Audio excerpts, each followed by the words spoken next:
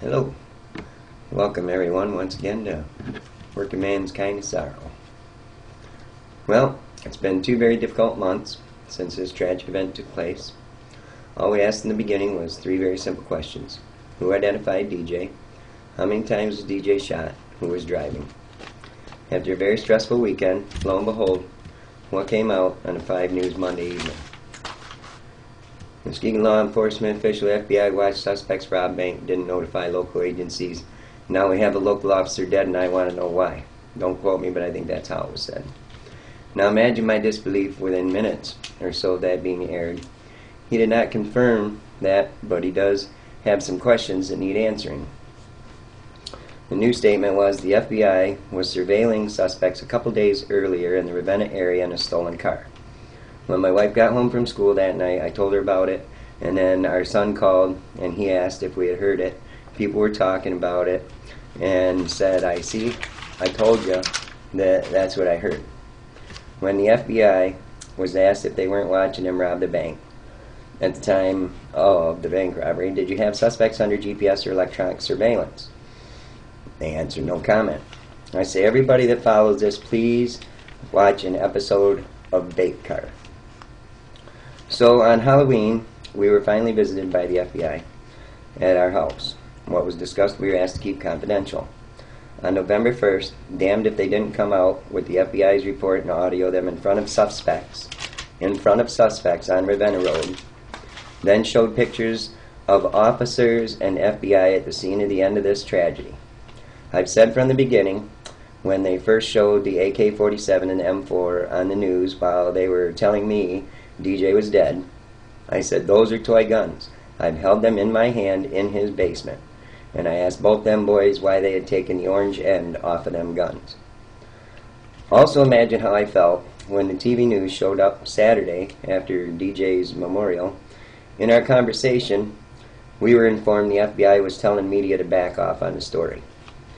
Now the reason behind me doing what I am doing is because, yes, I've been denied a lot of things in this, simple questions and reasoning, but the main reason is we have 3 fathers out there dead.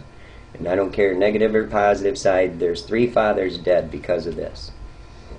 There's numerous families out there affected by it, and there's also numerous communities affected by it.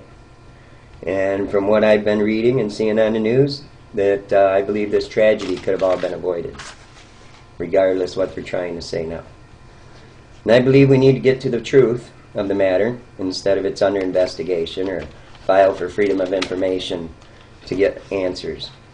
And also, because my wife and I were told by the FBI in our own house, after all we had been through, this one thing that really eats at me and my wife, we just have to ask it.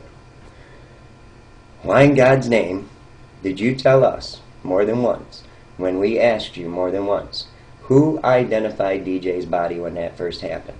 And you continued to tell us you didn't know, you weren't there. You think that the Michigan State Police, after Tina asked if that's how they got their IDs, because there was no identification on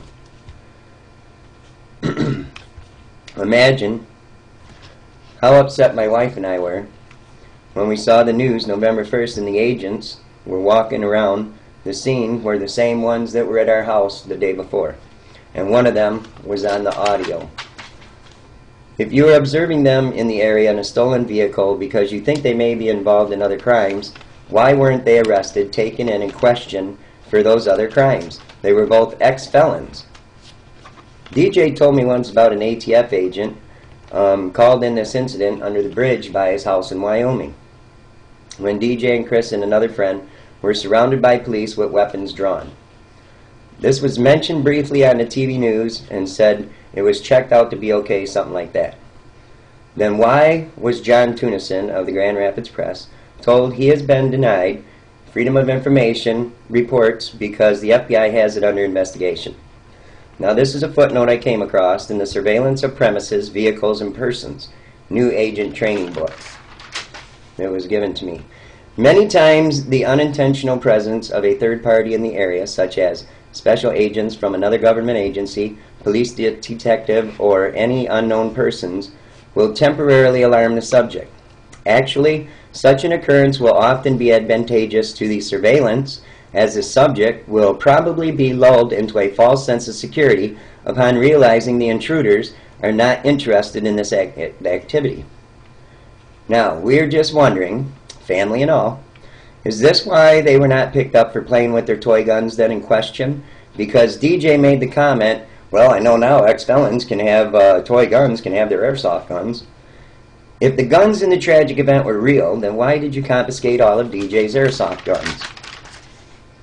If you were just in the area October 13th, like you said, and you were in front of them, and law enforcement was behind them on Ravenna Road, why did you not stop them then? Why did you allow this to turn into what it did?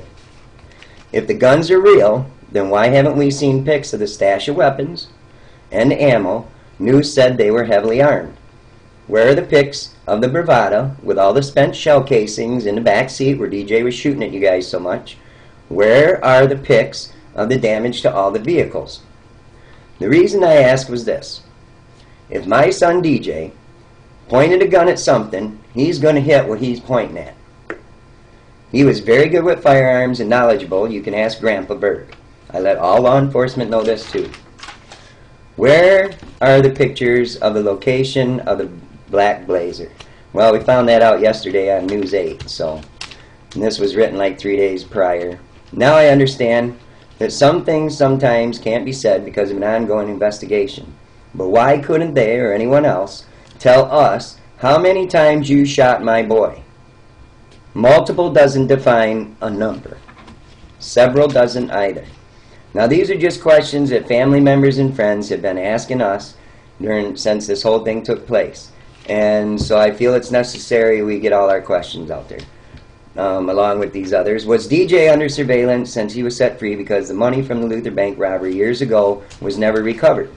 And DJ was acquitted of bank robbery and sat on a weapons charge that was enhanced, the sentence was enhanced.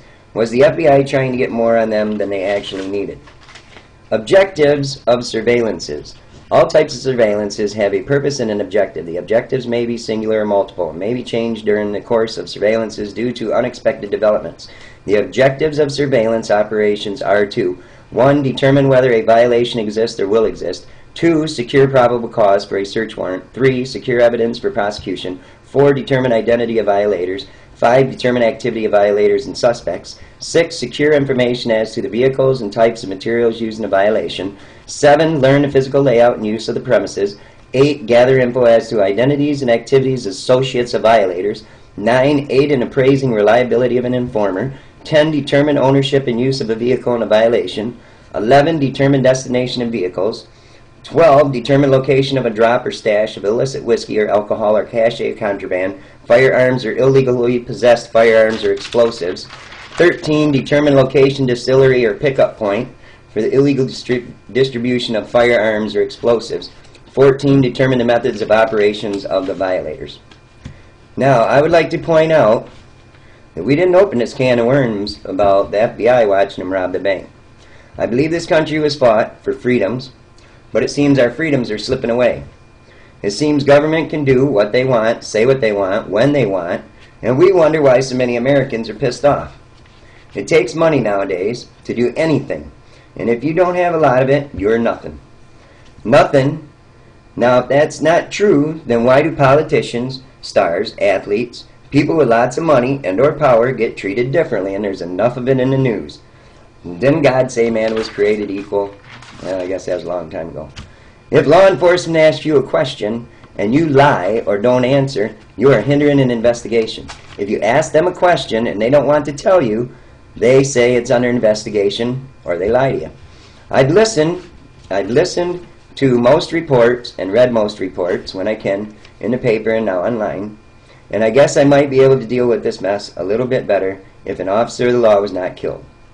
Please tell me where Officer Slott was when he hung up the phone and didn't have time to tell his wife he loved her. This weighs very, very heavy on me because the last thing I said to my son DJ on the phone was I love you, the last time I'd ever talked to him.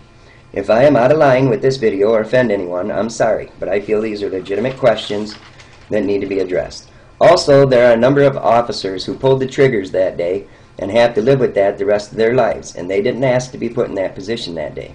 The prosecutor and law agencies gave their accounts of certain events. So this is just our views, opinions of the aftermath of that tragic event on October 13, 2011. We are not hiding anything, and we did our humbling apologies to everyone. Now we find ourselves asking, why did you let this happen? I think it's time to hold those accountable for what really happened here. I was raised to sweep off your own porch before sweeping someone else's off. If you can't admit you made a mistake publicly because of the sensitivity of the issue or maybe public outcry, then I feel you should at least go apologize to the two mothers who are struggling right now to raise their families because of this tragedy and are also dealing with the tragedy of cancer. Everyone that knew DJ and Chris knew that they were good guys and tried very, very hard to stay straight. I appreciate the comments from ex-felons who agree to the difficulties ex-felons face when they are released into society with hardly nothing but a bus pass and their clothes. Them boys made a bad choice, and they paid the ultimate price. And we will never have the opportunity to know why they chose to do this. That's what everyone keeps telling me. Well, we feel the FBI made some bad choices as well as they should be held accountable and should have to apologize. So I ask again, is there anyone out there that wants to help our family with the legalities of this situation? Also, please remember, this is just one family asking, why did this happen, when you had so many opportunities to prevent it? I would much rather yell at him in prison again than to have to yell at his remains on top of my TV. And then Officer Slott could be enjoying the holidays with his family right now. I hope I don't end up in jail for saying what's one family, and I'm sure plenty in the community are only wondering, because I thought, after all, we do have the freedom of speech. And now that they put on the news yesterday the footage of the Ravenna robbery and the interview with that one lady customer, I have to thank her for mentioning that she felt they were toy guns. And once again, I have to reiterate that M16 and M4 that they showed on the news, I held those in my hand in his basement. Okay? Then it looks to me like the one that DJ's holding while he's robbing that safe, if that's an M16, I'm sorry, I shot that in his basement. You better show me pictures and show me the real gun. And also the fact that you said you were surveying him a couple of days before the bank robbery when you were asked if you watched him rob the bank. No, we were in the area a couple of days prior. Well then, how come it comes out on the report now that they stole a vehicle the day before the bank robbery? What vehicle were you surveying them in when you were surveying them in a stolen vehicle? I think that's a fair question, because it was a black Blazer and the owner has it back already, and you cleared him of any part of the bank robbery. So I think it's interesting that we find out, for at least, what vehicle was you following them when you said you were surveying them 2 days prior in Ravenna. I thank you for your time. Anyone out there wants to help us? I believe we have it. We need some help. So, and there's families that need answers, and some of the stuff you're saying yourselves, if you sit back and realize what you said in the beginning, holy cow, you're not even making sense yourselves, and you expect us to believe it? And I can't. I'm having a hard time with it. So you better show me some true pictures, some true facts, because what you're saying and putting out there right now is, well, I got my opinion. I thank you for your time.